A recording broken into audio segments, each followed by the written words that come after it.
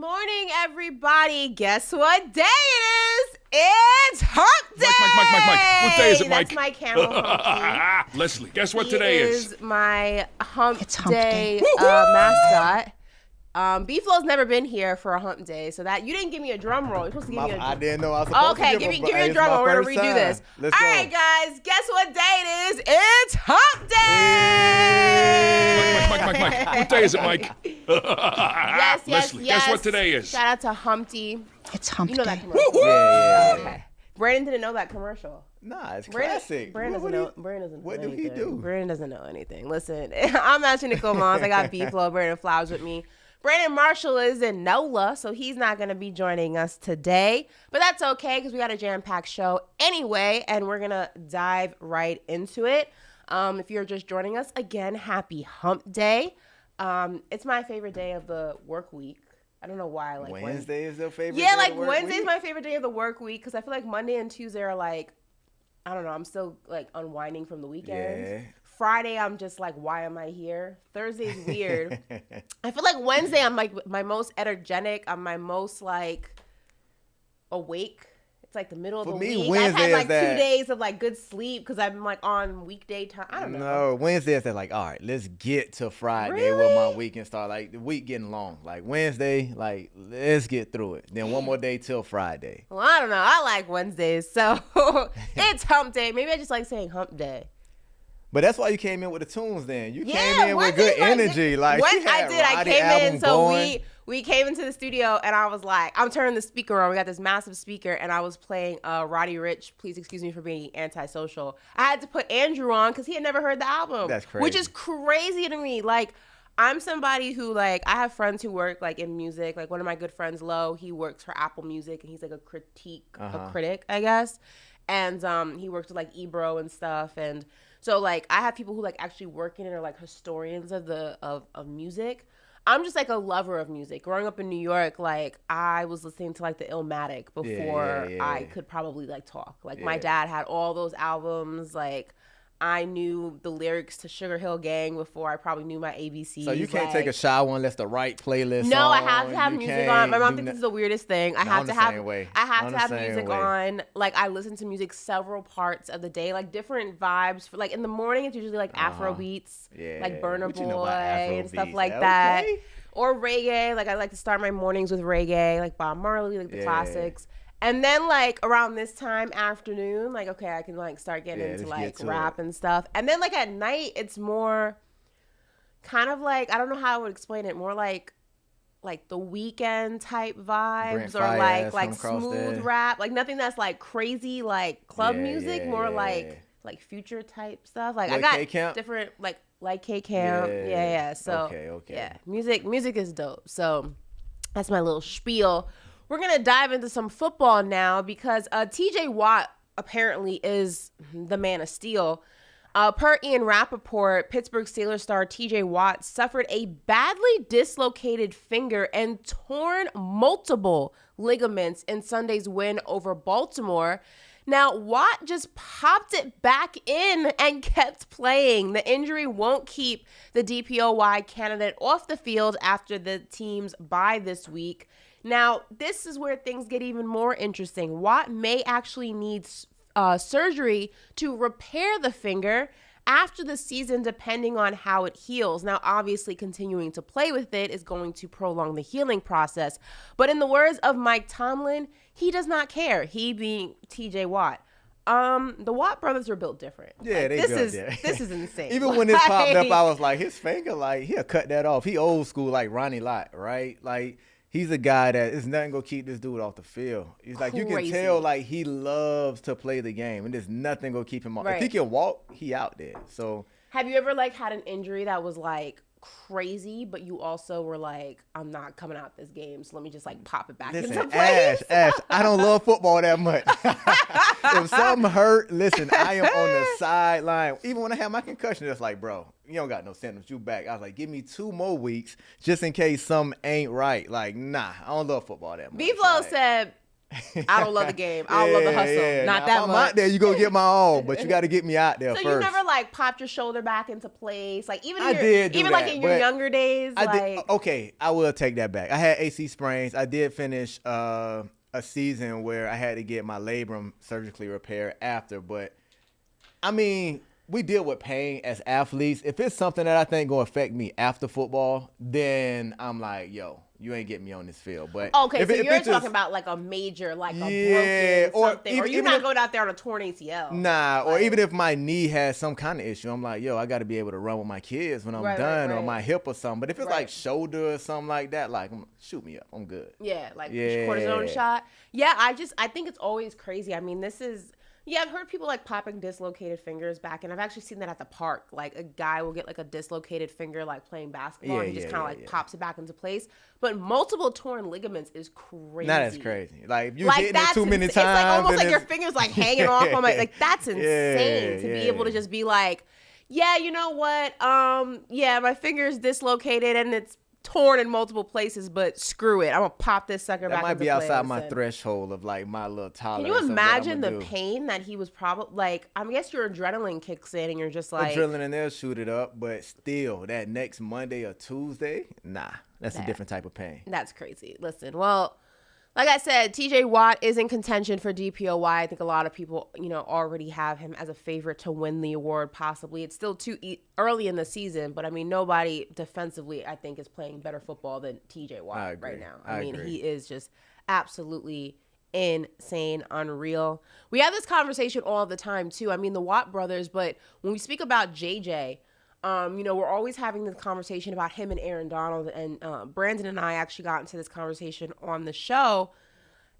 JJ Watt has a couple of more healthy years and unhealthy years in his career. You could be putting him ahead of Aaron Donald. I mean, I think people forget how dominant JJ Watt was. JJ Watt was the Houston defense. Like, it was JJ Watt. As humans, it's always, what have you done for me lately? Right? Sports. So those last couple years, it kind of put, not a sour taste in people's mouth, but they forget how great he was just because, like you said, he had them unhealthy years where he played a couple games or he went on the field unhealthy. He wasn't as dominant, but prime JJ Watt, yeah, he was a problem. He was a problem. I would be interested, let's take it to the chat. I mean, right now, let's go ahead and say in a perfect scenario, you get two healthy players, right? No injuries. This is and JJ Watt more specifically because Aaron Donald's had a pretty healthy career.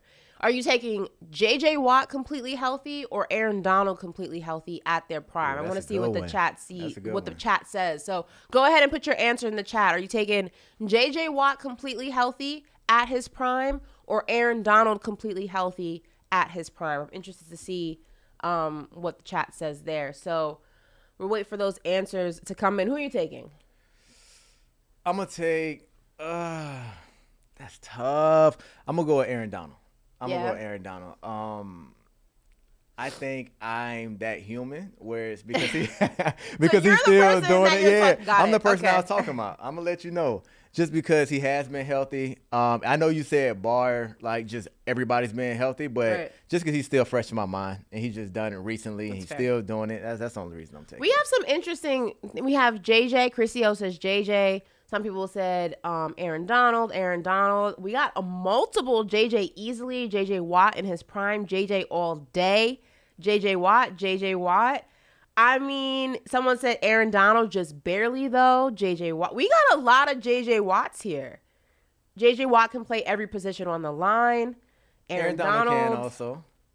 I mean, someone said, give me JJ. JJ had the God-given ability to consistently pick the ball and ball down at the line of scrimmage. I mean, someone says, personally, I've seen more from JJ than Aaron. That's an interesting take. JJ Watt had multiple pick six. Aaron Donald's the only one with a ring. I mean, points were made. Yeah, you kind of can't be wrong with whatever. Points were made. I was just curious to see what the chat was feeling. So, all right, we're going to go ahead and dive into the past a little bit because in the Panthers' defense, hindsight is 2020. Now, a video from March is going viral again on social media. It shows Charlotte Panthers quarterback coach Josh McCown meeting with CJ Stroud. I always say Stroud, that's a New York in me. CJ Stroud after his pro day at Ohio State, complimenting his spin on the football. But then it gets better. The two proceed to schedule a game of horse, and McCown allegedly tells the young quarterback, quote, "Maybe when you live in Charlotte, we'll find a court." Listen to this. Spun it well, bro. That was great. I'll be there, I think, 17th. Let's see. Appreciate you. Thank you guys for telling me. It means a lot. I appreciate you. See ya. We'll find a court. Play some horse. It's right here. Come on. Okay. Well, no, maybe I got to do a little meeting. meeting. We'll find a court. All right. See you, buddy. Now I'm going to take his money. Sounds like he said it to me. Did you hear it? I heard it. I mean, now we now know, CJ is the best rookie quarterback in the NFL draft class this year. I feel like that's universal. Best rookie quarterback in the NFL. And there are actually rumors that Panthers owner David Tepper stepped over his coaches to force Bryce Young to be the first overall pick in the 2023 draft. So as you can see, Josh McCown was high on CJ. David Tepper said, I want Bryce Young. Hindsight is 2020. Do you think he's kicking himself right now? Not that Bryce Young is a scrub, but CJ is the best quarterback in the NFL as a rookie right now. I don't think he's kicking himself because if you look at the guy they drafted into Carolina, Bryce Young, he killed college football. Like, he didn't have one bad game. He's coming from Alabama. He's coming from a tree from Tua, Jalen Hurts. And these guys were successful in the NFL. So you're going off, like, this is what they produce as quarterbacks. Ohio State their former quarterbacks didn't have as much success as Alabama quarterbacks recently in the NFL. But film-wise, I mean, true. One film wasn't better than the other. You don't feel like CJ even... Bryce Young? Bryce Young was... No, don't get me wrong. Bryce Young was fantastic. But, I mean, if we're looking at also not just the film, if we're looking at the intangibles, CJ's bigger. He's bigger. He's more NFL quarterback stature. I feel like his athleticism might be a little bit more...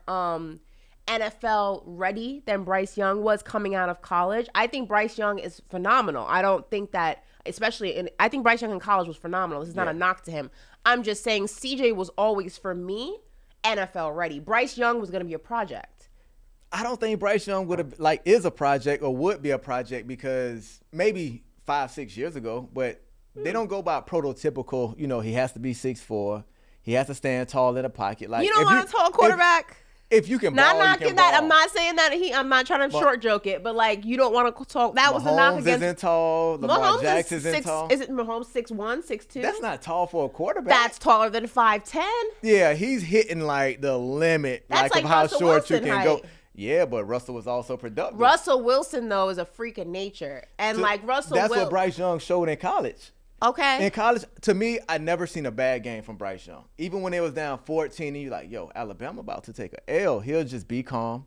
He's a leader, and he roared them back. And he played at a high level every game. I mean, it has been reported, though. We spoke about this. ESPN did a report, and maybe project wasn't the right word. What I mean by project is that not Bryce Young specifically was going to be a project, but being able to utilize him in the NFL capacity was going to be a project because you're going to have to figure out a way to do it because, like I said, he's not, the typical build of an NFL quarterback, at least what you want your typical NFL quarterback to look like. And we had the report that came out that they can't run a quarterback sneak, or the quarterback sneak is not necessarily in their playbook because Bryce Young is too small, allegedly, to run it. Also, there have been multiple reports that he has a hard time seeing over his offensive line. So that was all stuff that, like, film or no film, you could have, like, gauged that from him in college. But with that, you got to trust your coaching staff to be like, he's accurate. He can get the ball there, get him out the pocket. He does have a great arm. Yeah, and it's just like, use his weapons and use what he does well. Like he never wanted to sit in the pocket. He always likes to move out of the pocket. So you have to do what your quarterback does well to benefit him. Like that's why Purdy's so successful in San Francisco. It's just different system, but also if Bryce Young went to that system, he'll do the same thing Purdy's for sure. doing. For sure. So, I think also Panthers have a terrible offensive line, which is not helping Bryce Young in any capacity. Yeah. So this is not a Bryce Young thing. I think Bryce Young has just an immense amount of talent. I just think that the situation for him. But then some people will say CJ went to the Texans. Yeah. The Texans are not a good football team, but that has not stopped CJ from flourishing as an individual, as a quarterback. Weapons that help him, though. They have a great running game. They have a young receiver core.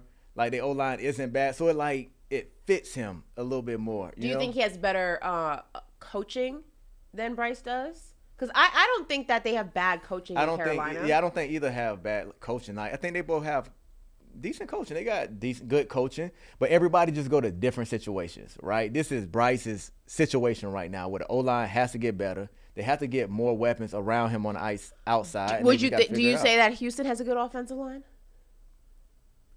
They okay. They decent. Like, he's making them look maybe better than what they are. But here's my point. I'm playing devil's advocate here. Like, I'm not anti-Bryce Young. I actually, I don't even watch Bama football, and I was watching for him. So, some people will say, well, look, they both kind of have mediocre offensive lines, but CJ is still finding a way to win. And doesn't that speak more to the capabilities as a quarterback that you would want, a quarterback who can win in the interim of disaster, if you will, like finding ways to win in spite of what they have around them?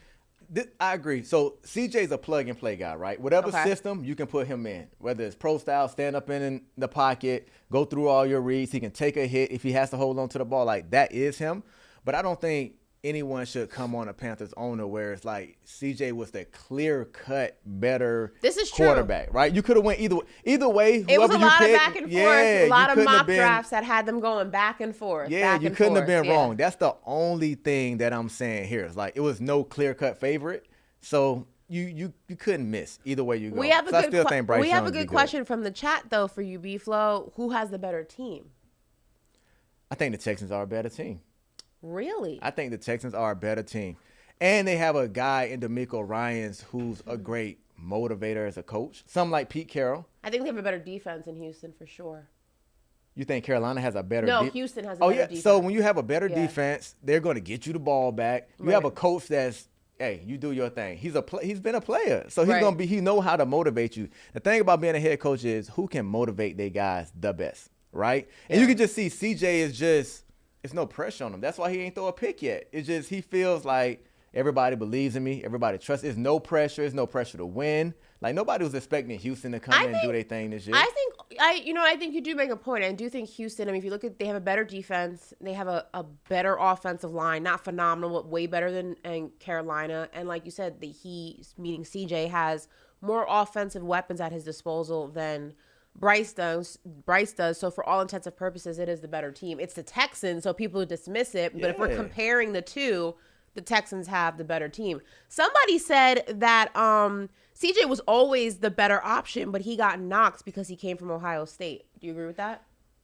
So the NFL is they love to go with trends, right? And they love the SEC, baby. They love to go with trends. So like I said, the last couple of quarterbacks that came from Ohio State, they didn't pan out. Even though they got drafted high, wherever they got drafted, they haven't became starters and produced in the NFL. Unless it's Ezekiel Elliott.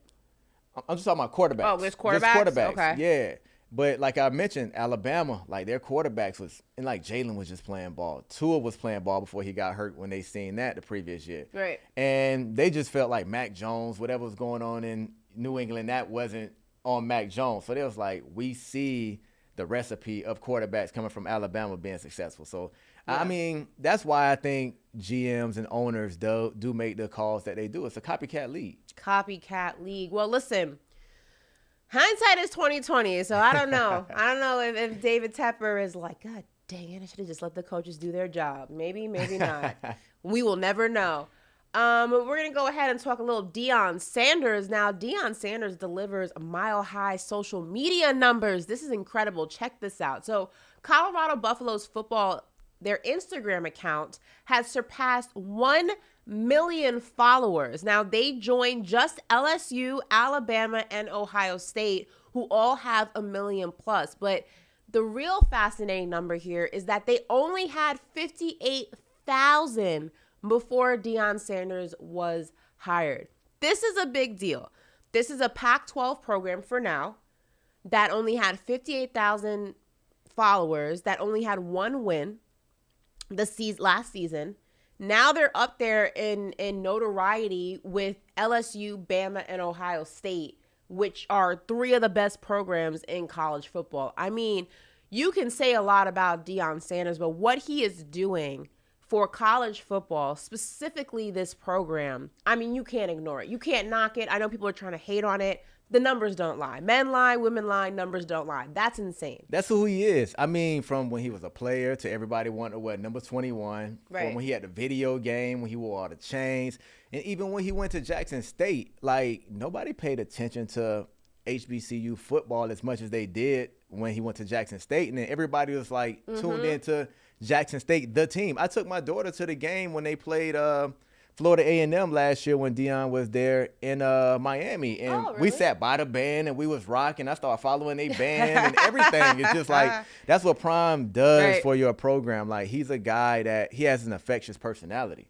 Right. Like, But I think it's even more impressive. I mean, you can like Deion, and many of us do. Like, obviously, Cowboys fans love Deion.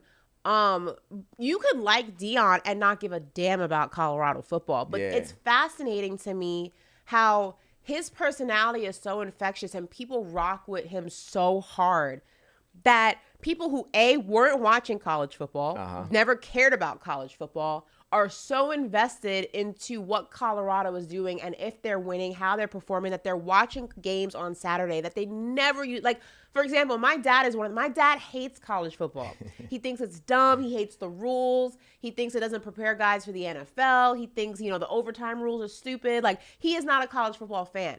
He was watching the game against Colorado State with me up until 2:30 in the morning. That's unheard of. This man does not care about college football. That's more than just liking Deion Sanders. To get people to actually care about what you're doing with a program that people were not checking for, I think is absolutely amazing. But not even on the football field. Do you know how many applications going to be filled out for just the school? Yes. People trying to just enjoy this experience. Like, it's not going to be just people in the Midwest, everybody from the West Coast. Everybody's going to be trying to be part of this experience, to have your favorite rapper, your favorite actor, your favorite NBA player on campus and just vibing out like it's a concert every weekend. Like, it's going to be insane what he's done to Colorado, and we'll see how long he will be there, because it's going to be a lot of teams calling for Deion in the next couple of years. Well, let me ask you this, because I feel like, I've had this conversation with a few different people,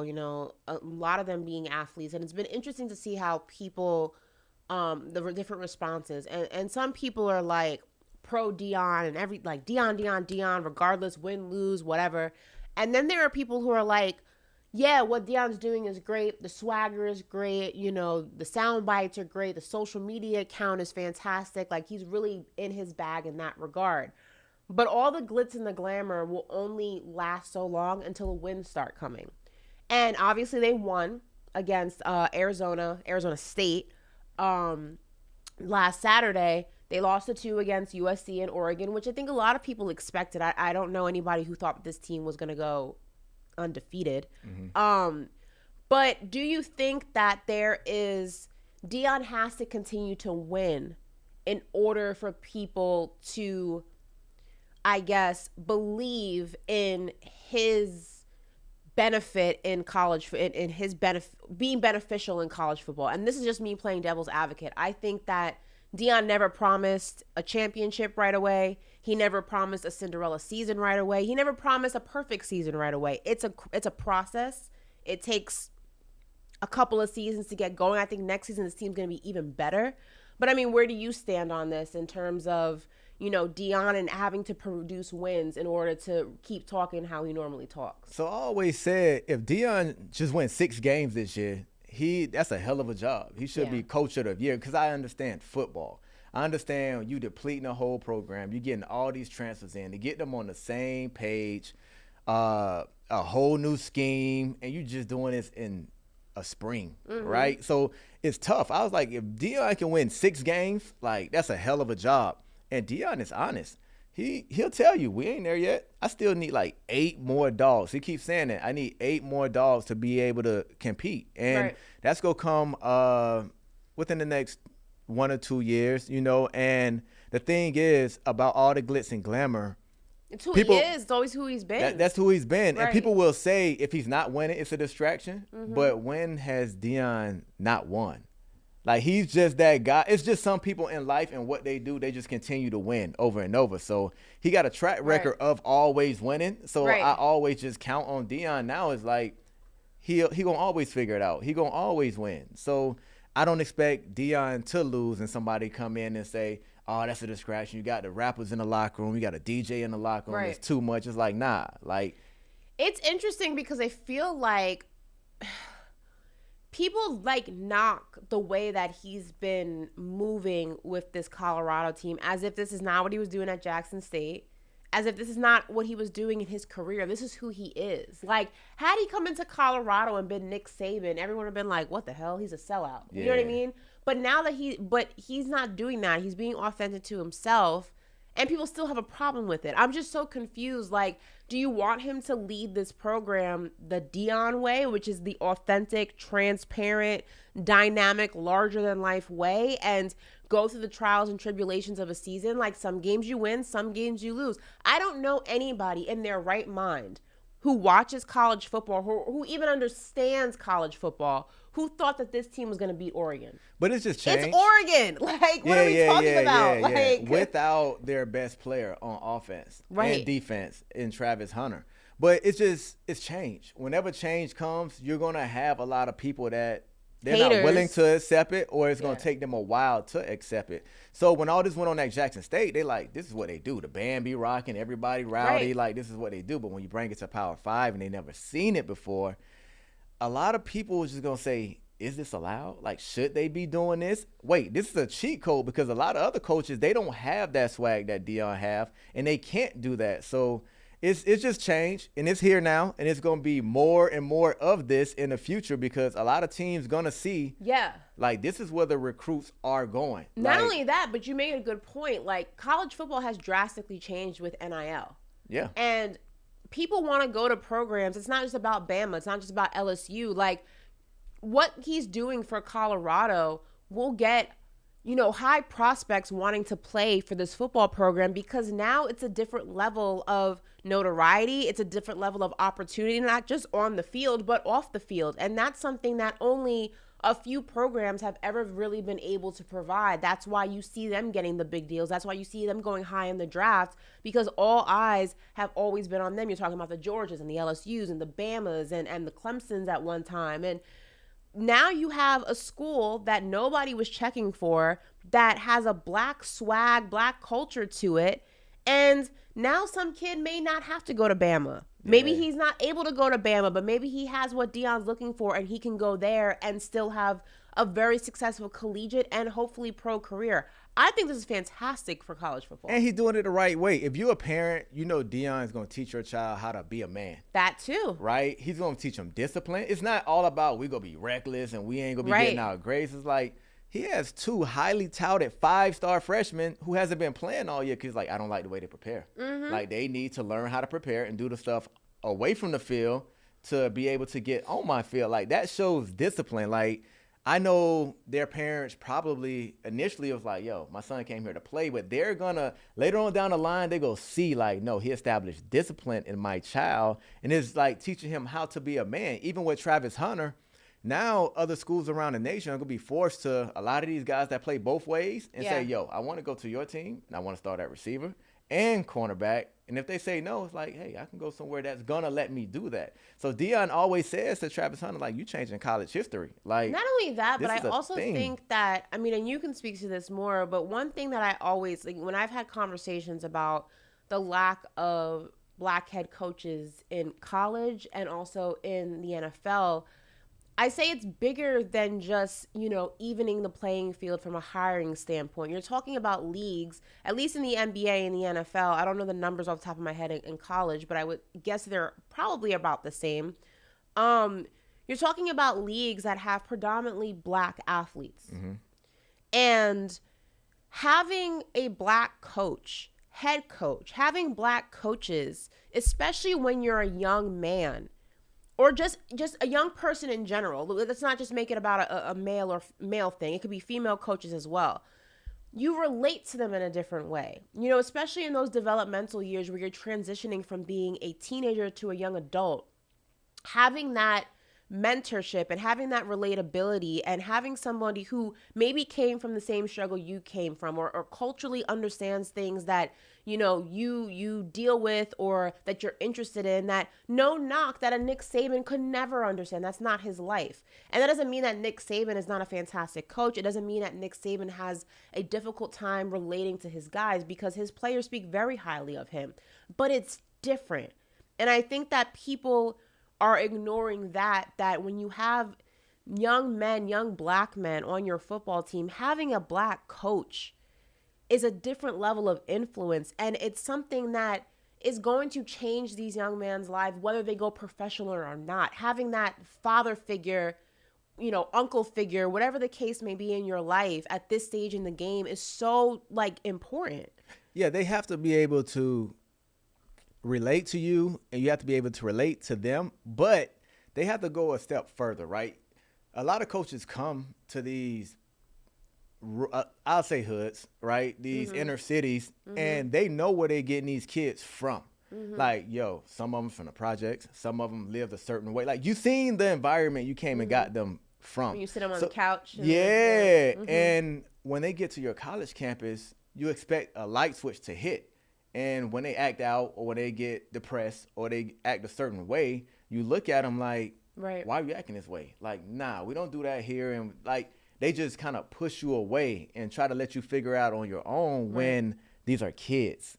A lot of kids need someone to put their arm around them. How Prime doing is listen, I know where you from. Mm-hmm. Listen, let's go make everybody where you from happy. Let's make them proud. Mm-hmm. Now, I'm still going to establish discipline in you, right. But I'm going to give you more grace. And I'm not going to write you off as you're a bad seed, or you're not going to ever get it. Or if you are failing your first 2 semesters, I'm not going to get on you as you're not going to get it. You're going to be academically ineligible.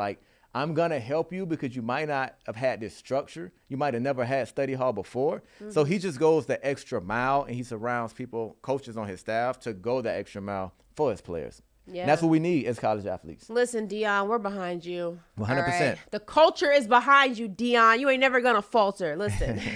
Well, speaking of NILs and college, Caitlin Clark is your new neighbor, because like a good neighbor, Caitlin Clark is there. I need a little beat. Whatever.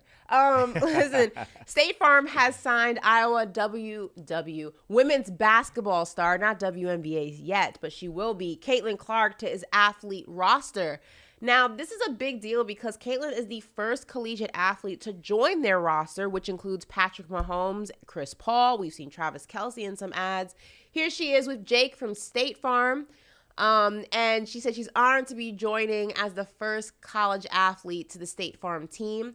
And when asked about, why she joined State Farm, she said, a team that looks out for others with exactly the kind of legacy I want to leave behind on the court. I'm honored to be the first college athlete to join to growing the women's game together. Now, this is part of State Farm's initiative to further advance the game of women's basketball. This is fantastic. I mean, this is also a big deal. State Farm is huge. Yeah. I mean, Chris Paul, Cliff Paul, those commercials are famous. I remember watching those for I don't know how many NBA seasons that you would see them. But this is crazy to be a college athlete, to have a deal with State Farm. I mean, times have drastically changed. Don't you wish you go back to college? Dang. Nah, it's dope. And I love Caitlin Clark. Me too. She's a baller. I had the pleasure of seeing her play in the Final Four last year because Virginia Tech girls made it. I went to go support those. They'll be back. Virginia Tech will be back. Iowa will be back, But, man, to watch her play the game, the passion she had for the game. Insane. And I didn't know female athletes, basketball players talk so much trash on the like. I didn't know. I thought they sometimes worse than the men. Yeah, I was like, I had my hand on my mouth, like, yo, they really popping off. And like the way LSU was coming at her and she was popping off and getting to the cup, it's like I love her as an athlete. Like she had the whole arena on fire. It's like how Steph be hitting the deep jumpers and Steph start cooking and getting to the rim. She had the same effect. She has very much crowd control. She has very much Steph qualities about her. And you know, I think a lot of people were introduced to her during, you know, the situation with Angel Reese. But when we interviewed Angel Reese, you know, she speaks so highly, and to this day, she speaks so highly of Caitlin Clark, and vice versa. Like they say, look,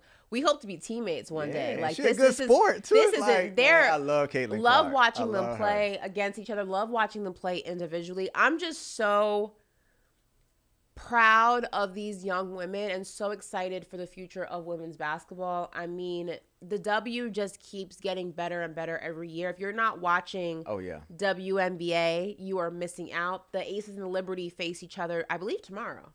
Or is it tonight? Let me go ahead and look that up. I want to say it's tonight. It might be tonight. Stand by.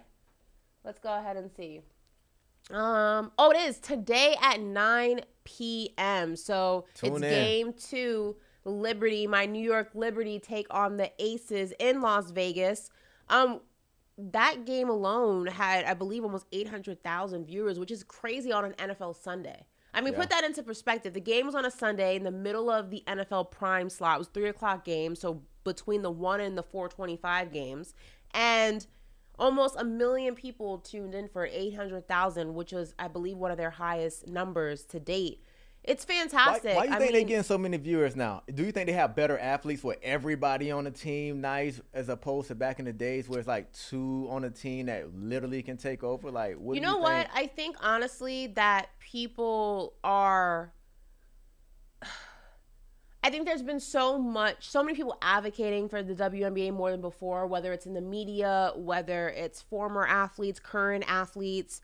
And I think that – when you hear athletes, specifically male athletes that you're accustomed to like watching, you know, in the NBA and things like that, speak so highly of a game and speak so highly of the competition, and you see them on social media supporting these women, you want to be like, all right, what is this about? Like it's curiosity. They gave them a chance. It's just natural curiosity. So I'm happy that everybody or people are starting to watch, starting to learn that this is not women's basketball, women's sports in general is not a downgrade from male sports. It's not. It's low-key more entertaining. It's absolutely phenomenal basketball. These games are coming down to the wire. They're high competition. It's high-level trash talk. Yeah. And I'm just happy that people are now giving women's basketball the respect that it deserves. And I'm hoping it continues to grow when players like Caitlin Clark and Angel Reese start making their way into WNBA and taking that fan base, and that fan base follows them wherever they go. It's phenomenal basketball. It is. Like, it really is. And if you have daughters, take your daughters to see WNBA games. They'll love it. Like, take your kid, even if you have boys, take your boys to see the WNBA games. I remember speaking to Julius Randle, and he said that he took his son to Liberty games because he was like, girls can't play basketball. And he was like, Nah, they be cooking. Nah. And he said that he took his son, Kaiden, to a Liberty game, and Kaiden had so much fun. He was like, oh my God, these girls are good. Yeah. Like, take your kids to see not just male basketball, but WNBA basketball as well. Not just NBA, but WNBA as well. So we're going to go ahead and do that. Let me pull this rundown up on my Andrew, can you come fix my iPad again? I don't know what happened. I don't know why this always happens to my thing. It like freezes. Please. Everybody, welcome Andrew to the show. He's going to go ahead and fix my iPad. This happened to me before. It like froze. What's up, y'all? And he had to like Google how to fix it. So in the interim, I'm going to go ahead and pull it up on Google Docs so we can intro the next thing that we're talking about. That's the glory and the strain of technology. Sometimes it works, sometimes it doesn't. All right, so Rich Paul calls out the brotherhood. This is interesting. So this is going to be a cool conversation. While appearing on ESPN's First Take to promote his memoir, Lucky Me, a memoir of changing the odds, Rich Paul spoke about the lack of mentorship he received from other agents when he was first navigating through the sports business. He said, quote, "No black agents came to me and said, 'Let me help you. Let me show you. Let me help you understand.'" Listen to this. It's just a different time now. And the unfortunate thing is, I used to have a profound respect for those in my field. I've lost that respect for a lot of them. Very few that I have that respect for. Because? Just because the lack of integrity, the lack of professionalism, and the way they do things. It's just something that when you read that book, you'll understand why I am the way I am. And it goes back to the situation that we had on Gil's thing. It wasn't me trying to be a certain way towards Stephen A. You know, I would never do that. Right. What it was about was I was raised in a community to where that energy we had to navigate through every day. It ain't about me being tough, because I'm for peace, right? Same here. But exactly, from Queens. And so I never bring that to anybody. And so when I look at today's landscape, I just don't see the polishing that I got in my community by wherever I went. Somebody was sharpening my knife. You don't see that in your industry? No, because nobody did it to me. No black agents came to me and said, "Rich, let me help you, let me show you, let me help you understand." What they did was they went into families and talked bad about me. "Oh, he's just a kid, he's just LeBron's friend, et cetera, et cetera. When LeBron's done, he's going to be done, et cetera, et cetera." I'm shocked to hear you say that, because I didn't expect that. I got you. Well, that's the fact. I got you. Okay. There's no gray with me. There's black and white. All right. And so I definitely wasn't going to get it from the establishment. So, but I also grew up in a time where I didn't expect you to do nothing for me either. I didn't have that expectation, so it didn't hurt me at all. I was going to go no matter what, because that's how I was raised. But yeah, but for me, I'm not going to do unto others what was done to me. Right. I pay it forward. So I'm giving the game away. In that book, I'm giving the game away to anybody that's aspiring to be whatever they want to be. Well, listen, he went on to say that he didn't learn much of anything from the agencies that the agency that he worked with, that they didn't teach him anything valuable, really. Listen to this. You mentioned black agents. White agents did that to you too? Well, whatever, I'm just saying. Yeah, most of them, but I'll say this. When I started the business, the one thing you have to understand when you start a business is you have to know what you don't know. And I didn't learn from the previous agency that I worked with. I did learn from a guy named Mark Termini, who I hired to help me be belt and suspenders. And Mark didn't have a huge business, but what he had was he had an unbelievable professionalism and a detail. And I was able to add that to my game. I had a little bit of it already, but you know, he's 50 plus years old. I'm 30. Mark Termini is a good dude. You know, listen. Him and his wife Wendy, and really good guy. And our time together, they helped. And so it's not about you doing it all yourself all the time. I was smart enough to understand that I needed to fill some holes, and I went and got some people that didn't want to be me, didn't want to, you know, stand in front of me. They wanted to stand alongside me and support me, and it was a great time, and we done great business together. So. Jones had an interesting response to one of the clips from Rich Paul's appearance on First Take, and he said this: "Let's talk about something called zero-sum game." So, do you know what that is? I don't know what that is. Okay, so zero-sum game basically is in game theory in chess, where one person's loss is another person's gain, or vice versa. So he's basically saying, in the agent game, had somebody helped Rich Paul, that would have been their loss. So their advantage would have been, Rich Paul's advantage would have been his loss, their loss, whoever the agent is, and vice versa. So that's what it is. In game theory, it's basically, in order to get an advantage, you have to go ahead and make somebody else lose something, and that's how it equals out. So they say that the sum of wealth basically is zero, because nobody's really winning. It's a wash. So it's It's interesting, you know, because you would think, and I've experienced this in my career. I've spoken about this before. You know, I coming up would have loved to have a female mentor. You know, I say all the time in my career, the only people who have ever really mentored me and given me opportunities have been men. I've never had a woman, specifically a black woman, sit me down and say, this is the game. This is what I had to deal with. This is how you can be better. This is, you know, the keys. This is what you should do. This is what you shouldn't do.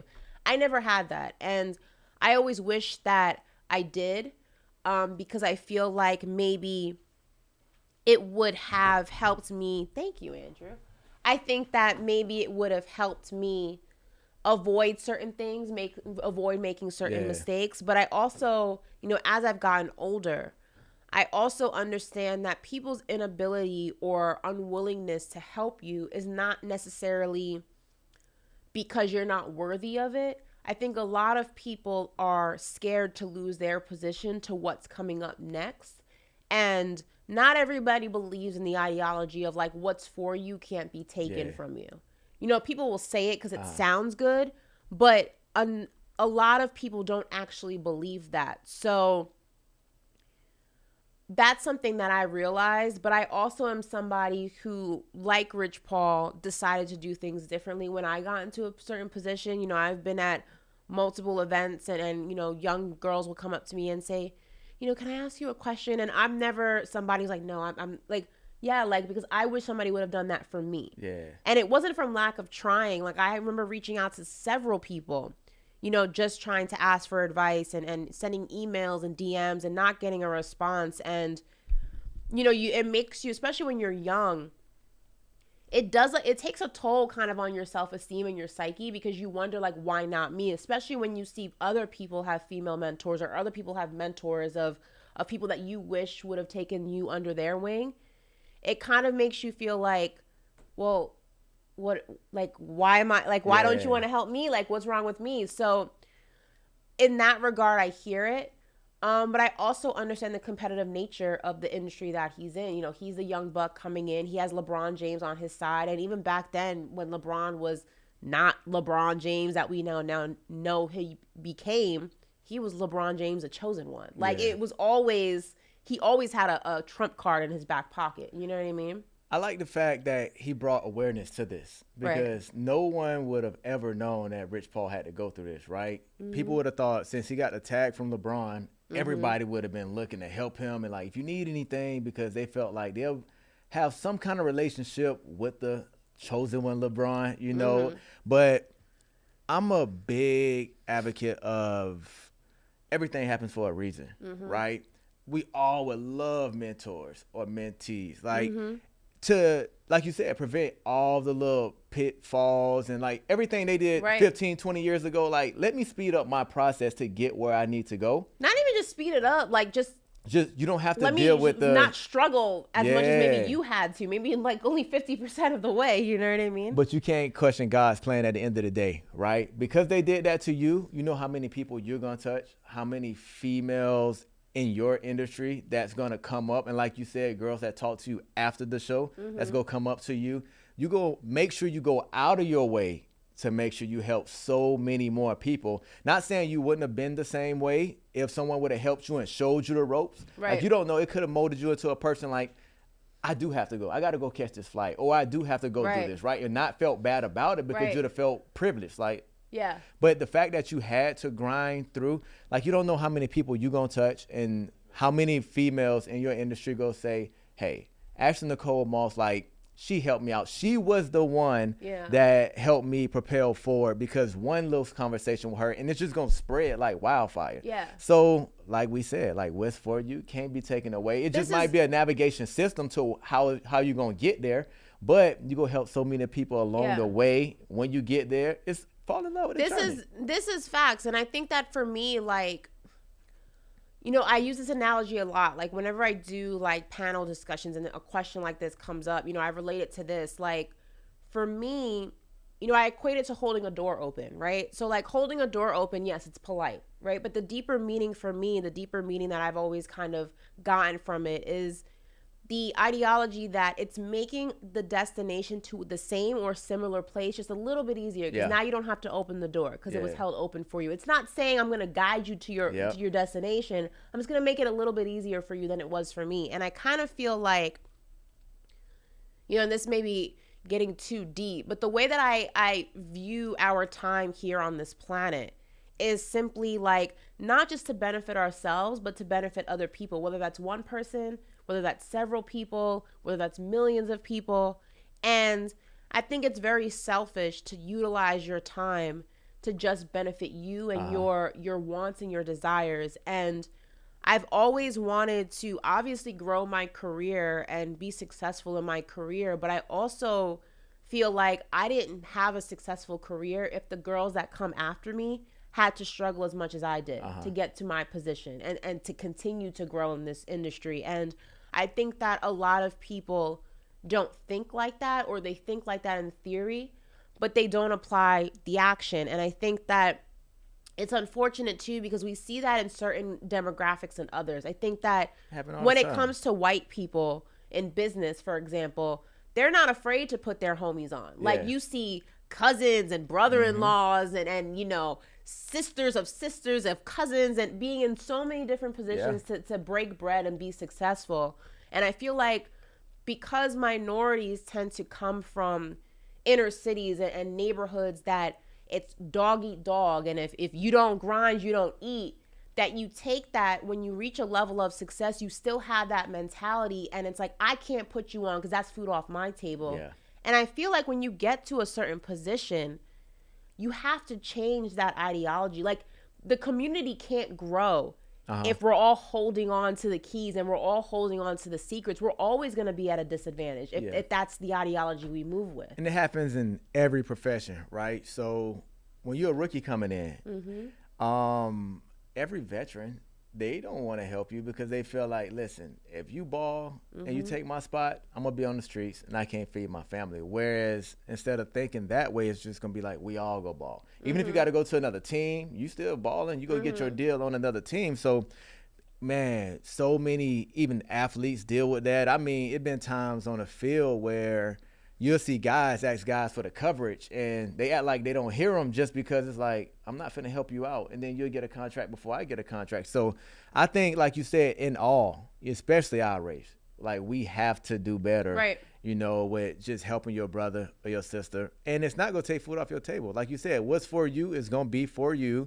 And just putting that good energy into the universe. Like it has to come back to you. Transactional. Yeah, it has to come back to you. I understand, like, we had this conversation about the rookies and the vets, and I understand when you are a vet that's still actively playing and you're wide receiver one and you got a wide receiver, a young guy coming in from Ohio State, maybe you're a little bit like, I'm going to give you some, I'm not going to give you all the sauce because I'm still playing. But when we're talking about, like, say, a Big Ben being so dismissive of Kenny Pickett, and that to me is gross because you're on your way out. Like you're on your way out. Your chapter's done. Like this chapter of your career is over. So you helping the next guy is not taking anything away from you. Like, this is over for you.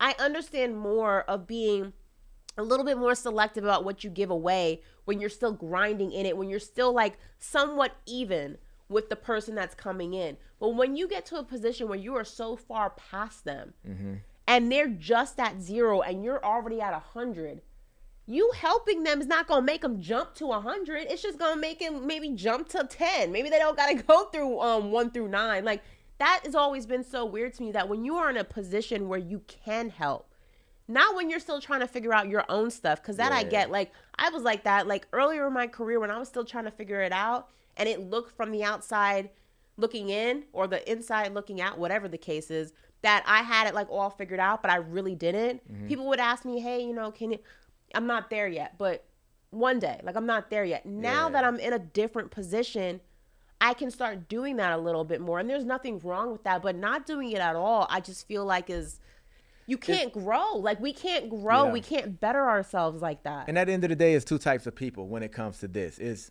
nobody helped me, so I'm not helping anybody. That's one. Nobody helped me, and because of that, I know how I feel. I'm helping everyone.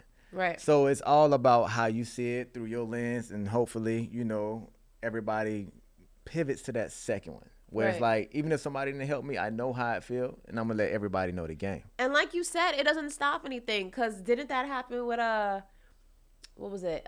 Didn't Aaron Rodgers, not somebody in the chat just said it, remind me, King Cook said, Brett Favre didn't want to help Aaron Rodgers, and look what happened. Yeah. It didn't stop anything, Brett Favre.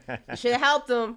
It would have been a better story. Exactly. He still took your job, my guy. Exactly. He's still going into the Hall of Fame. It didn't stop anything. You just look like a hater now. Yeah. So, yeah, I mean, it's unfortunate, but luckily, you know, Rich Paul's doing things differently. He's one of those people who are like, you know what?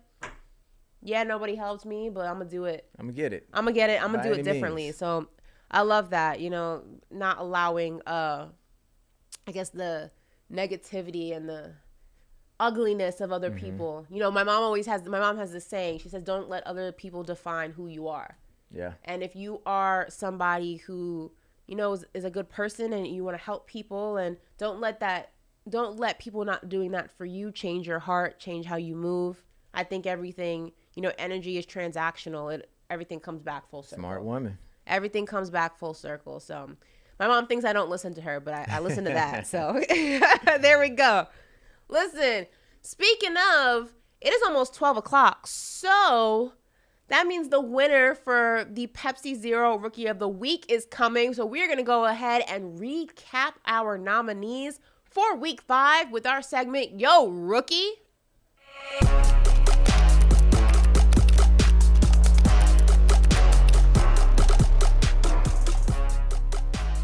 All right. So let's take a look at the Pepsi Zero Sugar NFL Rookie of the Week nominees for Week 5. Now, voting has closed, and we are going to find out the winner in the next few minutes. But just reminding you of the nominees. Number 1, we have Bryce Young, quarterback from the Carolina Panthers, 25 of 41 attempts for 247 yards and 3 touchdowns in Week 5. We have Miami running back Devon Achane, recorded 165 scrimmage yards and scored 1 rushing touchdown in the Dolphins' Week 5 win. Dolphins are definitely going to go ahead and miss him. He's going to be missing a few games, as we now know. We have Denver running back Jail McLaughlin, recorded 89 scrimmage yards and scored 1 receiving touchdown in Week 5. We have Philadelphia defensive tackle Jalen Carter, recorded 4 tackles, 2 sacks, and 2 tackles for a loss in the Eagles' Week 5 win. We have Chicago defensive back Terrell Smith. He recorded 6 tackles, 1 forced fumble, and 1 fumble recovery in the Bears' Week 5 win. And lastly, we have Indianapolis Colts wide receiver Josh Downs caught 6 passes for 97 yards in the Colts' Week 5 win.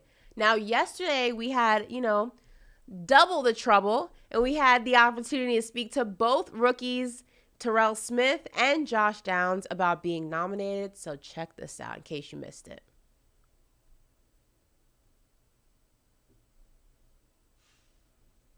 I'm just going to do this until we get it up there. Do we have it? Do we have it? Do we have it? Do you want me to recite it like a monologue? No? We don't have the video. Okay, that's fine. No video. But yesterday we did get a chance to talk to rookie, like I said, Terrell Smith and Josh Downs about being nominated. I mean, B-Flow, what'd you take away from those rooks? Man, I like the determination they had, right? And when you ask them that question, the same question, my rookie year will be what? Successful. Wasn't it's insane. Crazy? They had the same answer. Like, I mean, it just shows like how much they put into it. They really care about the game. Right. And I just love to see young boys out there making plays. I think it's just so impressive. Each and every year, I feel like these rookies are more and more mature. Yeah. I feel like I don't know. I just feel like maybe it's just the culture of football and, you know, all the things of social media and the advancements in like science and training and nutrition and all that stuff. But they are more primed for the NFL each and every year and just more like composed and, you know. That's a good point you brought up. Like, is it because of social media they're more mature? Because we didn't have social media and we was wild open as rookies. Because nobody would ever know and can talk about what we did. So that's crazy. I never thought about that. Yeah, listen. Well, last week, week 4, the winner of that Rookie of the Week was Puka Nacua. Listen, he has been balling. Yeah. Listen, we had Puka on the show. Such a nice guy, so soft-spoken, well-spoken, just very good in energy. They get Cooper Rush back. Not Cooper Rush, Cooper Kupp. Cooper Rush. I have the Dallas Cowboys on my head. They get Cooper Kupp back. The two of them together, I mean, come on. They'll be ready to go. Yeah. Are you just impressed by how, I mean, this is a guy that I don't think a lot of people had him on their radar. At all. And I also like the clip where his girlfriend, wife, when he scored his touchdown, how insane she went. Man, you're just happy for this guy because you can tell, like you said, how you talk to him. He a guy that puts in the work, right? He don't expect nothing. He only expects what he put in that he's going to get out. So, hey, y'all got him in a couple weeks now, so you better hope he ain't getting too out there. Yeah, I know. All right. Listen, thank you for that reminder. Appreciate that. Well, listen, that has been the Pepsi Zero Sugar NFL Rookie of the Week. And this has been Yo Rookie.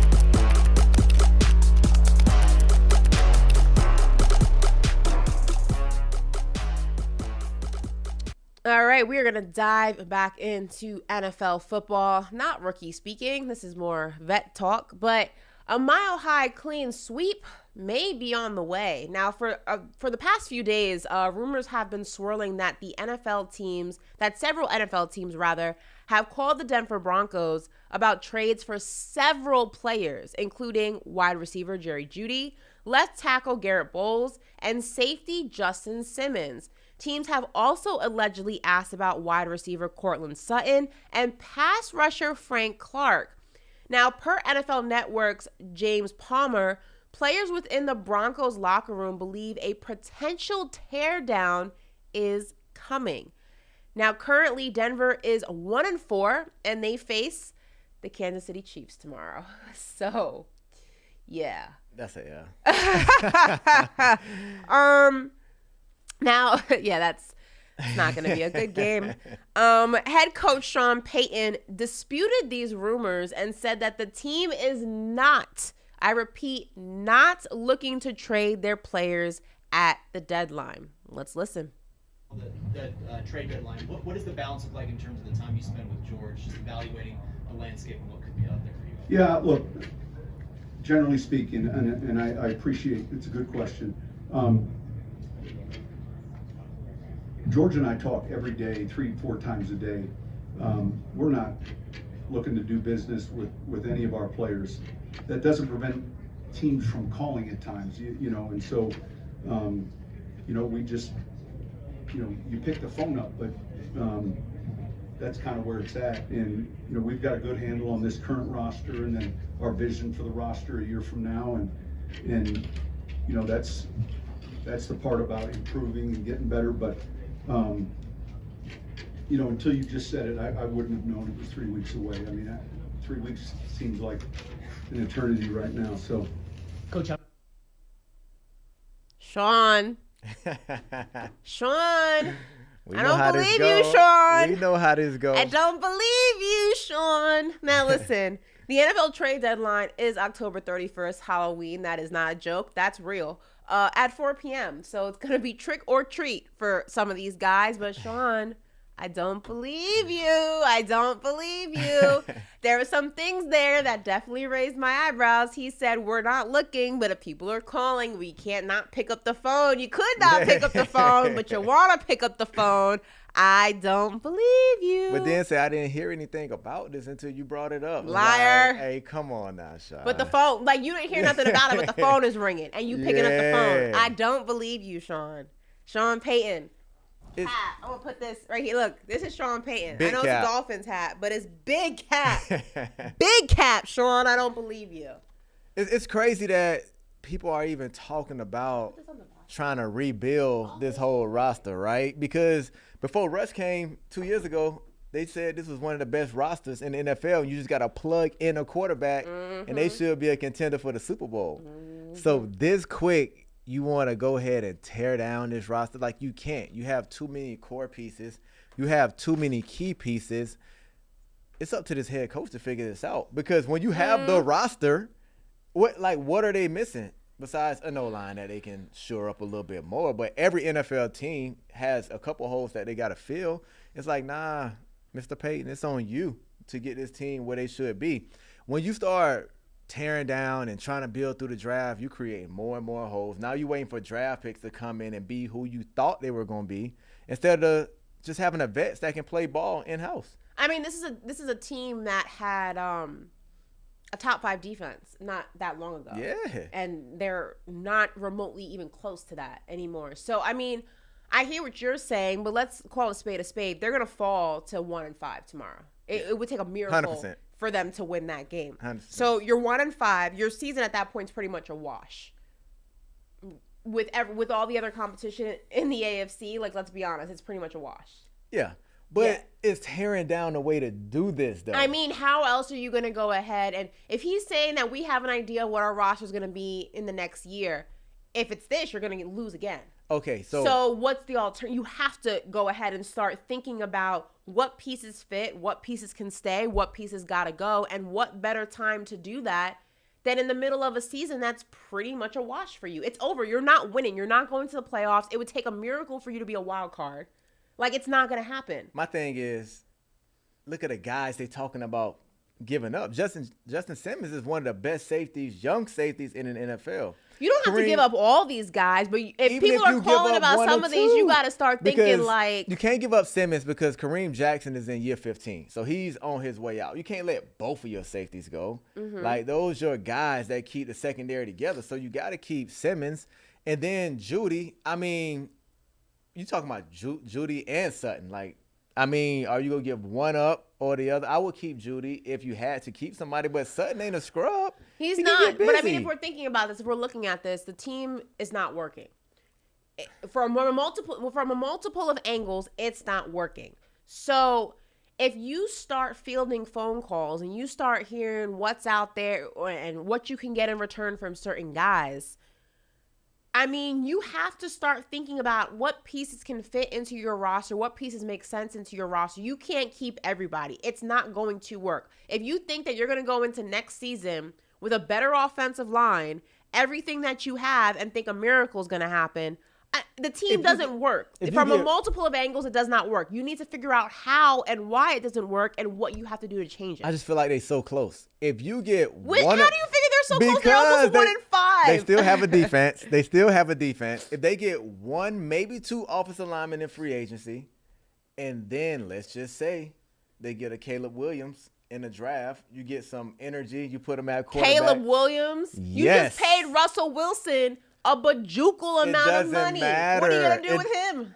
Yeah, you got to go. Or where's he going to go? Or mentor. Nobody. Who's picking up that contract? Well, you're going to have to mentor this young boy. You think Russell Wilson's going to mentor Caleb Williams? Well, like the way the season let's be going, for real, Brandon. The way the season going this year, if you're a Broncos fan, not saying Russ is this or that, like if you're a fan, I'm just talking about fan, do you feel confident and hopeful going into next year if you finish the year with 4 or 5 wins and Russ still your quarterback? Fans don't care about money. Like, you have to get the fans on board. You got to get the guys in the locker room on board. I'm going to be honest. I don't know. Russell Wilson is an enigma to me right now because I don't know. I don't know if it. I don't believe that what's going on in Denver right now is a Russell Wilson problem. I'm gonna be honest. I don't think it's all Russell Wilson. But on the same side of that conversation, I don't know what Russell Wilson is at this stage in the game because I haven't seen him in a functional football team. Only they know that. I only know the Russell Wilson of Seattle Seahawks. I can't tell you what version of Russell Wilson this is because I have not seen him in an environment that's conducive to really make that decision. Now, I will say he's lost a lot of the magic of Russell Wilson from Seattle. I think that's fair. I think he's a tier 2 quarterback now. I no longer think he's a tier 1 quarterback. I think that's fair. But do I think that I can't make the assessment of if Russell Wilson is a forever piece or if he's a piece you got to start thinking about, like, this may not be I can't make that assessment. There's too much chaos around him for me to actually clearly say that. So this is what helps me make the assessment, especially if I'm a fan. Hackett was frustrated with him last year, right? And you can say, oh, Hackett, it was your fault. But when you see how Sean Payton is just frustrated and say, Russ, like, you getting sacked because you're not hitting a hot route. Like, what are you doing? The offensive line sucks. It's non-existent. But if Sean Payton is saying the running back is hot, get it to him quick, it's just like it's in his system. It's built. And you see Russ don't even really acknowledge him. He just keep walking, which us athletes do all the time. But now it's Sean Payton. Do you want to deal with this next year, or do you want to start fresh? Because this is going to be frustrating for Sean Payton, too, because Russ isn't going to change. I still think he's, like you said, a tier 2 quarterback. He's a tier 2 quarterback. He can go somewhere that will let him just be him. Right. Maybe like Tennessee. Well, Mike Vrabel will be like, Russ, you just cook. But here's the thing. Who is absorbing that contract? Nobody's picking up that tab. Listen, Russell Wilson's still a tier 2 quarterback. I'm not going to call him a scrub. But are you picking up that contract, absorbing that contract with what you see Russell Wilson doing or not doing in Denver? But if you have bring him here. You don't want that. You're not. But if you have an opportunity to get Caleb Williams, are you passing that up? Just because you're paying Russell Wilson right now? It might not be another Caleb Williams in the next 2 or 3 years. No, you're not passing it up. I just don't know. You think it's chaotic now?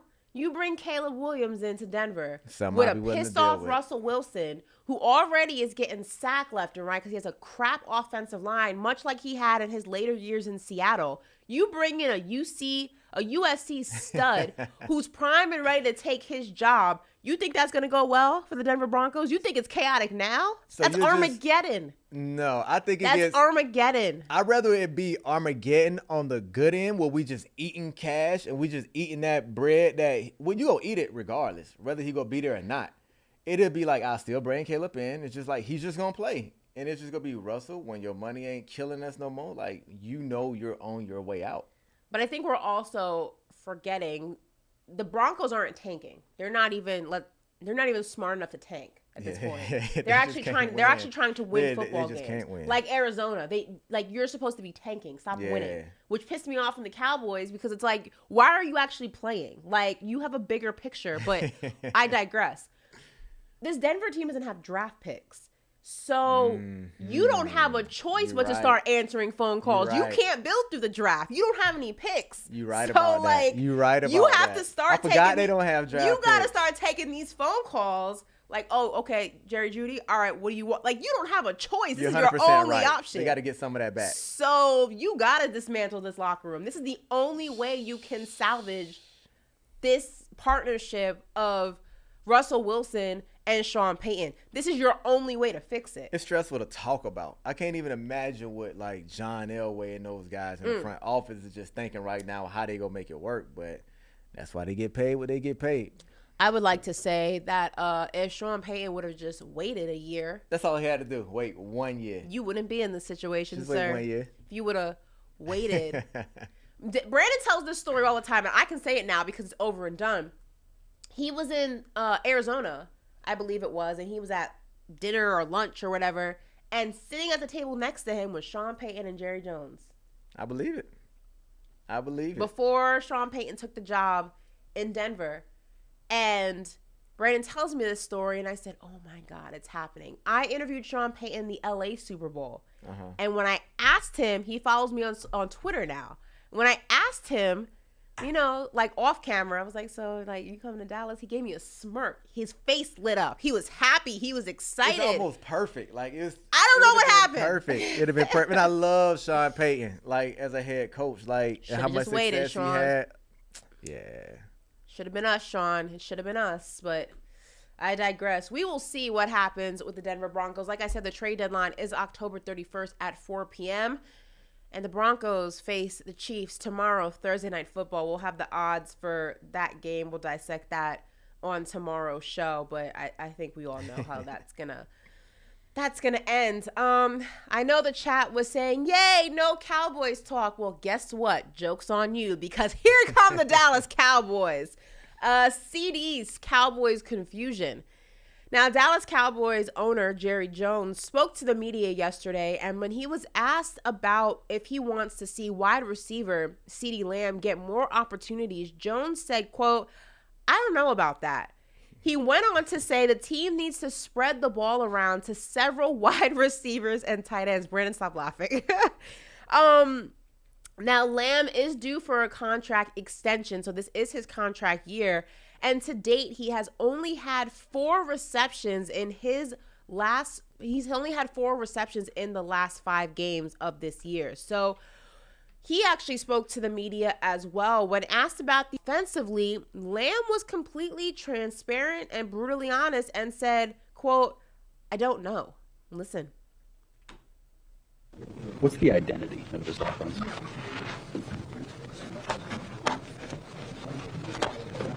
I don't know.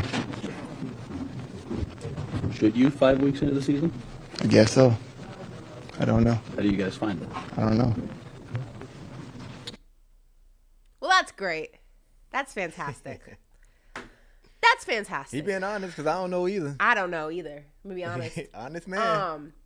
None of us know, CD. We're all confused. We're all with you. This is first and foremost, Jerry Jones talks too damn much. Like, if we're being honest. It's like, comical. I need you to stop talking. You don't have to give a comment on everything. You don't have to respond to everything. Like, for you to say that your star wide receiver doesn't need more touches. You came out of your mouth. The words came out of your mouth when asked, should CeeDee Lamb be getting more touches? You said, I don't know about that. Jerry, stop talking. You don't need to, like, be an owner. Go chill on the yacht. Like, why? You don't have to do this anymore. Like, you don't have to do this. It's frustrating. I need him to stop talking. That's first and foremost. Stay in the office. Stay in the suite. Stay on the yacht. You have so much money, Jerry. Like, if I had Jerry Jones's money, you would only see me on game day. Get him a championship, and that'll happen. No, we can't get a championship until he stops talking first. Shh. Shh. But if I had Jerry Jones' money, you would never see me. I would just pop up to the games with my family. Yeah, go Cowboys. Maybe I would pop up to a practice every now and then in my helicopter. I would never speak to the media. I love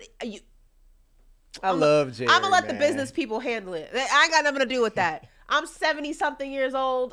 Listen, I'm rich. I'm minding my business. Just win me a Super Bowl. That's all. Like, why do you need to do this? Like, it's so exhausting. I'm so tired of it. I love Jerry. Jerry's at that age, right, where he's older and he don't care what nobody think. He gonna say what he feel. Old people do not care what they. Like, it's you true. open That's the a door good for him, point. like, That's I got you, and they be like, shut up. Like, no, my fault. I was just opening the door for you, bro.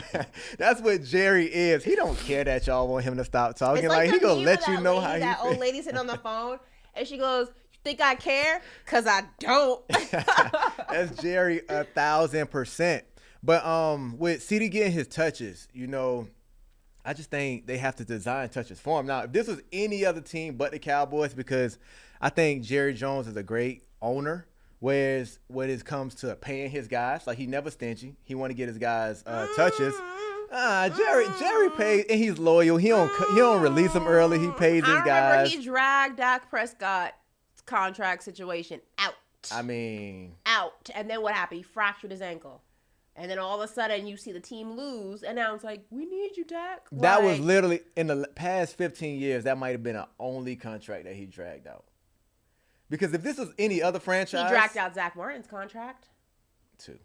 I can go down the list if you give me enough time. But any other team, right? Yeah. A lot of people don't know this. When people are coming up for their big contracts, a lot of teams try to shy away from them and say their numbers are declining, so they don't need a specific number. But like I said, in this case, with Jerry Jones and the Cowboys, that's not going to happen because that's just not what he does. I just think McCarthy has to get CeeDee the ball. I feel like the offense flow better when CeeDee is touching the ball early, whether it's screens, hitting them on just slants, and just getting them touches. Because if not, he gets disinterested. Like, he don't come alive late in the game if he don't get early touches. You know, when we spoke about the just blowout of, the San Francisco game, I said this is still a top 10 defense, and I can't put the loss on the defense because, yes, they did give up 40 points. You had those games. But there were times where they made multiple stops and the offense couldn't convert and couldn't do anything with those stops. And eventually you put your defense on the field consistently, 3 and out, 3 and out, 3 and out. They start losing a little bit of that magic. You can't rely on your defense solely to win the game. Offense has to score. And I said, for me, the biggest question mark is I don't know who this offense or what this offense is. And hearing that from a player is concerning because for the longest time, you knew the identity of the Cowboys offense. It was a run-heavy offense. You knew that was their identity. Yeah, Dak would go ahead and pass, and he would do his thing, but you knew 9 times out of 10 they were running that football. That was their identity. That's what broke you down. They have shied away from that, and Mike McCarthy's play calling, the predictability, the lack of creativity, I don't know what the strong suit of this offense is. I know that they have a horrible time converting in the red zone. I know half the time it seems like they can't even get to the red zone. You don't know what the secret sauce is of this offense. And hearing that from CD, who's there in the trenches, in and out, every day, practices, workouts, game day, that's concerning because your players don't even know what their role is at this point. But it's also tough, right? You want to be a run-heavy offense, right? Because that's what you're used to. That's how you win your games. But then when your star receiver is like, I'm not getting my touches, what do? Do you want to get him his touches so he can stay happy? Or you just like Jerry Jones, like, I don't care if you're happy or not. Like, we're going to do what we do. But what's the alternative is what I'm saying. Like, if you're not willing to give CeeDee Lamb his touches, right? What's the alternative? Because here's my issue is that what I saw in that game was not utilizing CeeDee Lamb and also not utilizing the run game. It was apparent to me that Mike McCarthy, the play calling, the scheme was not run heavy. I don't know if it's not, you don't trust Deuce Vaughn. You don't trust Tony Pollard in the way that you used to trust Ezekiel Elliott to pound those holes because you're not running them. You're not giving CD more touches. So, like, what's the scheme? Just having Dak throw into the abyss? I'm confused. Like, what's the game plan here? Why did it surprise you as a Cowboys fan? Like, why did it surprise you? Because even though it surprises me, because even though that they would fall short in games that mattered, you always knew what they were going to do offensively. It was run that football. I get sometimes it worked, sometimes it didn't. This is the first season that I'm watching these games, and I don't know what the hell is going on. But I don't know what the game plan is. I said this Monday. When you play a team, for some reason, Dallas, McCarthy, when they play a team that they feel can score quick, like, I don't know if it's just mentally, they don't feel like they can run the ball because they feel like, it's too slow. Like, if we don't convert, it's like we're burning too much time. They're going to go score quick. And it's just, I don't know. It's just like psychologically something goes on with the Cowboys when they play an opposing offense who's explosive. They feel like they have to be explosive as well. Whenever you see them play a team, like, let's just say Dallas is going to play Pittsburgh, and Pittsburgh is going to run the ball. Then you'll see the real Dallas come out. I don't like the matchup with y'all with the Chargers because the Chargers are going to air the ball out, and then Dallas is going to try to do the same exact thing, and that's it's recipe for failure for y'all. Yeah, I'm very confused. And, I said this after the San Francisco game. It's still early in the season. Obviously, that game showcased what this Cowboys team is right now. I still think this is a good football team. I don't think anybody who watches football can say that this is not a good football team. I just think that there's levels and there's tiers. And what that game against the 49ers showcased is that they're not on the level of the 49ers. They're just not. I think they are. I just think they played their worst game when San Fran played one of their best games. Here's the thing. If you want to be the best, you got to beat the best, or you got to compete with the best. Game. I think that had the Cowboys at least competed and made it competitive and still lost, there would have been haters, and, the Cowboy haters would have came out, and Stephen A. Smith would have been like an accident waiting to happen. But if you actually dove into the X's and O's, you would have said, you know what, they competed. It came down to the wire. Like, this, there's something here. I walked away from that game saying, this is a good football team. This is not a great football team, at least not in week 5. I'm a firm believer these next 3 weeks is going to showcase to me and to the fans and to everybody exactly what this team is made of. But how do you bounce back from this? If you dissect the game, y'all got great stops early. Y'all got turnovers early. Couldn't convert. That's the thing.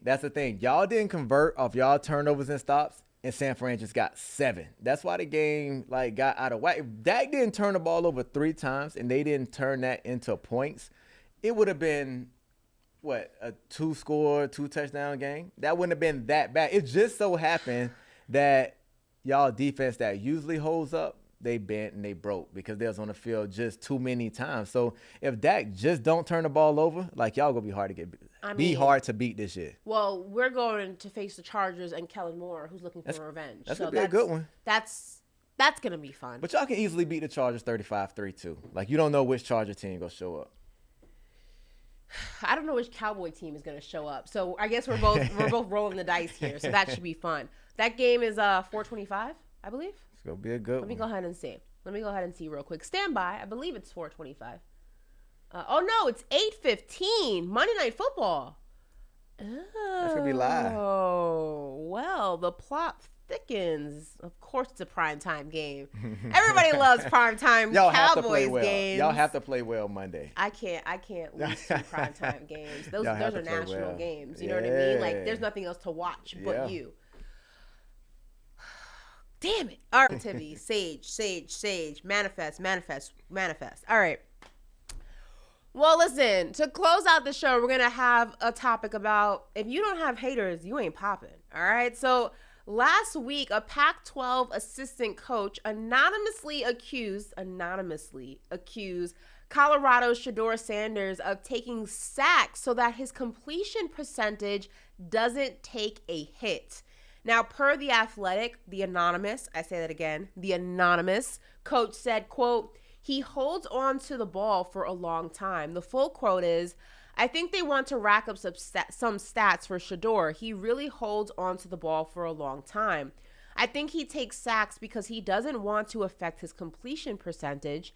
He's playing a little different than he did earlier in the season. Well, Shedeur had something to say about that.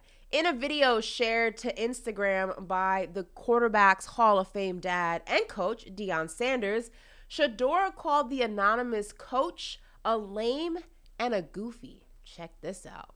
Don't do that. That is like, he got too much of a brain. You already step at it, so what is it? Tell that coach, whoever said that is a goofy, he lame. 100%. And put that in the video, bro. I wish I was on Instagram. On God, I would respond to that. Whatever coach said, it's goofy. Go pop it up! They just want you to throw a pick instead of getting sacked. Yeah, man. Right-handed guy, he'll rather have me than his guy. Yeah.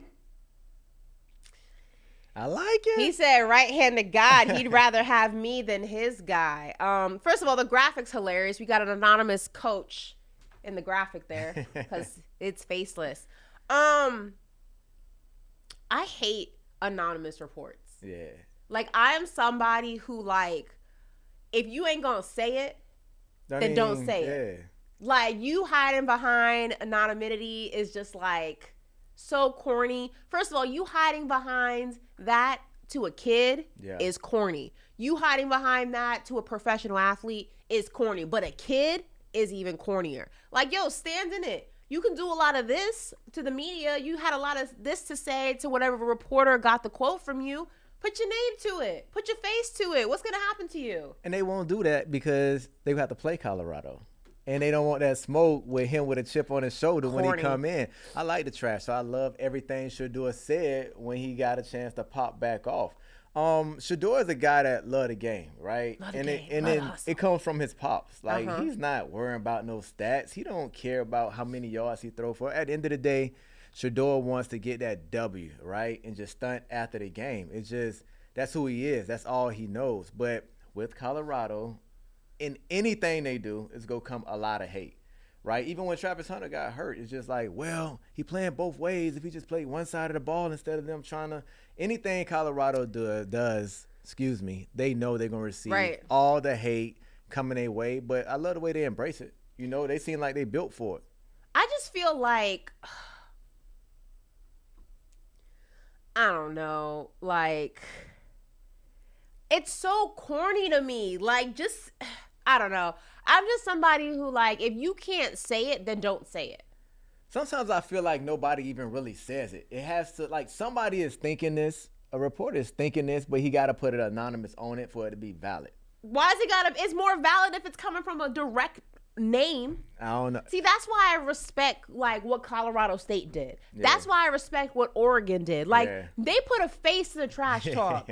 They said, Oregon's head coach was like, they looking for clicks, we looking for wins. I respect that. Like, talk your trash, run your mouth, do all of that, and put your face to it. Like, one or two things is going to happen. You either going to get all the glory when you win, or you're going to get all the smoke when you lose. Nothing crazy is going to happen, but you hiding behind a faceless thing is I don't know.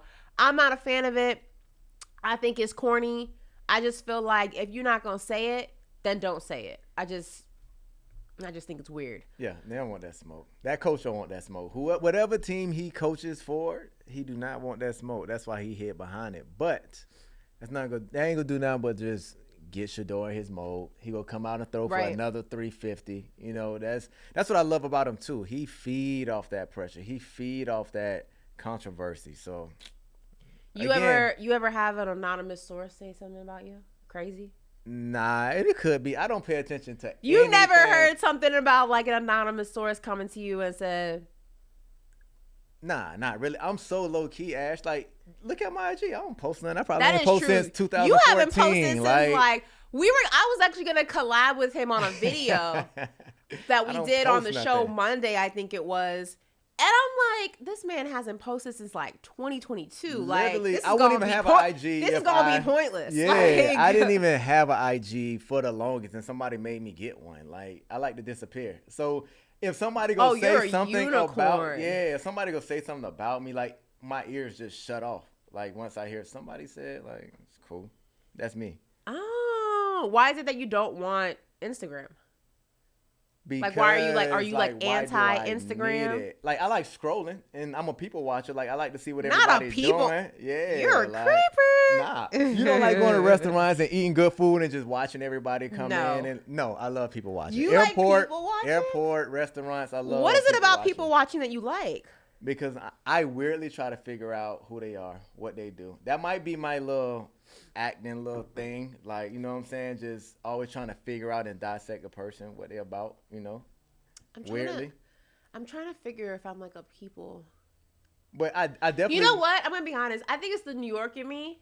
I like to mind my business. Yeah, I'm not like I'm not, it's funny, like things, like I'm observant. Like if like no. Like I'm observant. No. I'm not a people watcher, but I'm observant. Meaning like, okay, if a crime happened and I was like interviewed, you gotta figure it out. And the cops came to me and was like, "Yo, the person that did it, what shirt were they wearing?" Da da da da. I'd be like, "Oh, it was green." Like I'm observant like that. Like I think that's even creepier. I peep. No. That's the New York in me. I peep my surroundings. Like I'm always aware of like what's going on around me. Like I'm aware of like who's standing where, like what looks sus, like I'm always around, like aware of my surroundings. But like people watching, like you act like I'm staring. Like hold on, let me see how they chewing this. Like no, that's what it makes. That's what it sounds like. I literally pan the room when I people watch. Like. If they over there toasting and having fun, I'm like, oh, that's a tech group. Oh, them. They just see, I don't do that. Like, you making up storylines. Yeah, I make up whole storylines. Oh, no. I don't do that. I'm just observing for like, I just scan the room quickly, observe like situations so that I know like. Way more creepier than what I do. No way. Like, I just want to know like where the exits are. I want to know like, all right, like, okay, Like, I just make sure I know what my surroundings are, like, at all times. Yeah, but going to IG, like, I don't even know why I have one. I don't like taking pictures. I don't like being, like... Why don't you like taking pictures? You just think it's weird? To me. It's weird for me to pose for a picture. I don't even know how to take pictures. I will tell you this, though. Like, guys taking... this may be, like, sexist, but that's okay. We're going to have this conversation. Men taking selfies weirds me out. For me, taking pictures... Like, pictures, whatever. Men taking pictures, like, at all. Like, I gotta pose, like... like, pictures, like, if you're, like, out with the boys and you're like, oh, let's get a flick real quick. Memories. Or, like, you know, if, like, you're on vacation and you're, like, your fit's hard and someone takes a picture of you by the pool. Like, but, like, a man, like, posting, like, like, it's, like... You did the lips, though. Drake does that. Drake goes, like, it's... I don't know. There's something about a man like holding his phone up and like taking a selfie that I'm like, bro. I get it. I cannot. This is a true story. I was in the design district, which is like an area in Miami where they have like all these high-end stores or whatnot. And I walked past, I was at a restaurant down there, and there was this, I was with my girlfriends. We had just like finished like doing some shopping or whatever. We were getting some food. And there was a guy at the table, like adjacent to like, he was in my sight of view. Good looking. I was like, you know what I mean? I was gonna go over there and just be like, he was like with his boys, so like he didn't have any women around him. Like maybe he's single or whatever. I was gonna go over and like, you know, start a conversation. And, that's dope. That's dope. I slide in DMs. Like hell yeah. What the hell? Kind of cool. Heck yeah. I've slid in DMs before. Like nothing crazy, but like a little like eye emoji. Like that's cool. You gotta shoot your shot. You know what I'm saying? So. Whatever, I was like, okay, he's kind of cool. Whatever, he had like a nice fit on. He was fly or whatever. And I was like, oh, I'm gonna like go over and just say what's up, like da da da. And then he picked his phone up, and like his boys, I guess one of his boys went to the bathroom, the other one went to go take a phone call, stepped away from the table, so he's at the table by himself. And he picks his phone up, holds it, and starts taking. I said, not doing it. It's just a flaw. You can't X him out because of his. I immediately got turned off, and maybe that's wrong. Maybe that's wrong of me. So if you go, but I was like, oh no, I can't do it. If you slide on IG and you see a guy that you think attractive, and he just have a selfie picture on there, would you X him out too? How, like, is it old? Like an old selfie? It don't matter when it is. It don't matter. There's if it's just a something selfie, about a man. You just seen him do it in person. If you'd have just looked at his IG and just seen the picture on there, I'm gonna be honest. Like even, it depends. Like, is it like an ASAP Rocky type selfie where it's like his guy's like grills in it, like it's selfie like, or is it like a Drake type selfie? Like what kind of selfie? Nah, that is two different selfies. Those are two different selfies. You seen the guy. I guess his selfie was Drake-ish. Yeah, he got to stop doing that. Okay, so boom. The guy that I saw at the restaurant made this exact face, but his camera was fake. So his phone, had his phone up in the air and was doing this exact facial expression. And I was like, nah, I get it. I don't know. Like, you don't have like if you like saw a fly girl out, there's not something she could do like in real time that you were like, oh, damn it. Like you don't have like a instant turn off. I just don't like loud women. If she ain't loud, she cool. Like I find it good. Well, in people. Who's loud and who would just be randomly loud and like plenty of women. Like I don't like. Okay, I would say more if she's seeking attention. Like you can be fly and work the room and do it in a fly way. But if you like loud and seeking attention, want to be loud and take shots and talk loud like and it's twerking. Like, just being loud and just causing too much attention to yourself. Like one of the things that I love seeing, like I have a lot of like guy friends. Like I've always like, you know, just liking sports, like gravitated to having like male friends. Yeah. And once, and you know, I have male friends who like do very well for themselves. Like some are athletes, some are whatever. So like, you know, girls are like flocking over them. So I remember one time being out with one of my guy friends. We're at a restaurant and this girl obviously was trying to get his attention and keeps walking back and forth. They do that like all the time. going to the bathroom, going to the bar, like back and forth. And I'm sitting there like, girl, I see you walking back and forth. That literally make you not want to get at them instead of just walking. You see how you said you walk straight? That's why I said that's dope that you do that. But like the table is like here. The bathroom is here. Her table was probably here. And she goes like this every single time. Yeah. The longest path. And I'm like, girl, just say hi or stop walking past this table. Like, what is wrong with you? Like, it was driving me nuts. We don't like that. That's why I said it's dope that you just come straight direct. Because women do that all the time. All the time. What do you mean? Make their way to keep walking by. Oh, in case literally, you try to stop in front of you and just see if you go say something. I don't always like... Usually like in person I like play it cool. Like I won't just like go up to somebody, but like if we're in an like I won't just like if we're at a restaurant or whatever, like that was a different situation. Like I was gonna try to figure out like a way to like finesse it. But like normally like if it's like a setting and it's like a party setting and like when we happen to like my group happens to like work our way over there and like conversation ensues, then you can like put the charm on. But like sometimes it's a little like weird just like randomly walking up to somebody. So Andy like with his boys, like right. Excuse so me. like you start off like making eye contact and Got like to. you know what I mean. And like to. if he's like a real one, he'll make his way over to you first. But if he doesn't, and you really like want to shoot your shot, shoot it. But usually the eye contact works. Yeah, that'll do it every time. Usually if y'all like connect eyes and he looks at you and you look at him and you give him like he'll make his way over like, hey, yo, what's up? But yeah, the walking of the thing like annoys the hell out of me. Yeah. Like it drives and it, truthfully it never works. I've never seen it work. Because men, like you said, that's well off. Like we don't want the super thirsty ones. Like we like women that's straightforward. That's not like, true. Well, at times it's a time and place for everything. No. It's a time and place. Like if we want to go have fun, party, be in that vibe, like we got different vibes. Like yeah, we want the thirsty one that's gonna turn up, but if we're in a certain setting, it's just like yo, like no. I've seen. There's nothing worse like seeing like a guy who's like super chill and just like whatever, and he got like this obnoxious like girl with him, and I'm just kind of like, what's obnoxious? What would make her obnoxious? I just don't like.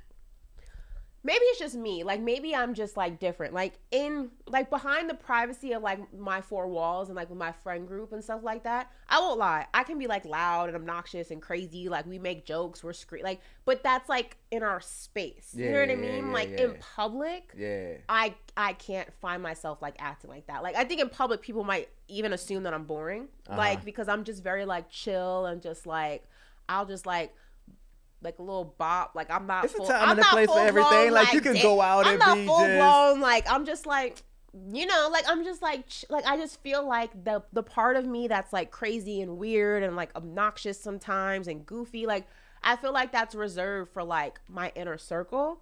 So I just don't feel like projecting that energy out to the world. It's a time and place for everything. You can be in a party, be like, yo, this DJ got it going. And you can have a little tequila and you take your shoes off and it's like, nah, it's going down. The stand shoes on the off. Just stand on the couch. I would never take my shoes off. I would never take my shoes off in public. That's the cart. I would literally break my ankles before I took my shoes off in public and started walking barefoot. Are you crazy? That's funny. You don't have a problem with girls taking their shoes off in the club? And just standing on the couch? They not getting on the dirty floor. They can take off their shoes and stand on the couch. Do they have socks on? I doubt they wear socks with heels. So. If you don't got socks on, keep your shoes on. If you can't be in heels all night, this is why I'm not like a heel girl. Yeah. Like I'm a girl who like I like boots, like stiletto boots and things like that. But like pumps and stuff, if I'm going like out and not just to dinner, once my feet hurt, I'm miserable. That's what I'm saying. That's why I give them grace. Like y'all got on heels. I can get a fit off. I can get a fit off with like flats. I can get a fit off with sneakers. I can get a fit off with boots. Boots tend to be more comfortable too because they're enclosed and stuff. I don't need a pump to like bag a dude. I'm not trying to impress you. Like my feet are more important. I'm gonna be honest. Like if I like taking your shoes off in public is crazy. I give them sympathy. They got on heels, just like you said. You can't make it happen. They decided to attempt honestly, to make it real happen. talk. I've never heard a man say that he'd be okay with a girl taking their shoes off in public. This is the first time I've ever heard this. I'm honest. Damn. Let them know. Be real. I respect it. That's crazy though. I couldn't do it. Well, I learned something new about Brandon Flowers today, guys, and I hope you did too. This has been Sirius XM Faction Talk 103. So if you're listening on Sirius XM, thank you guys so much. And if you want to go ahead and see all the crazy things that we talk about, me putting on the big cap hat when we're talking about Sean Payton, make sure you guys check out Paper Route on the I Am Athlete YouTube page. Until then, we will see you tomorrow. Bye, guys. I cannot believe the shoes off in the club.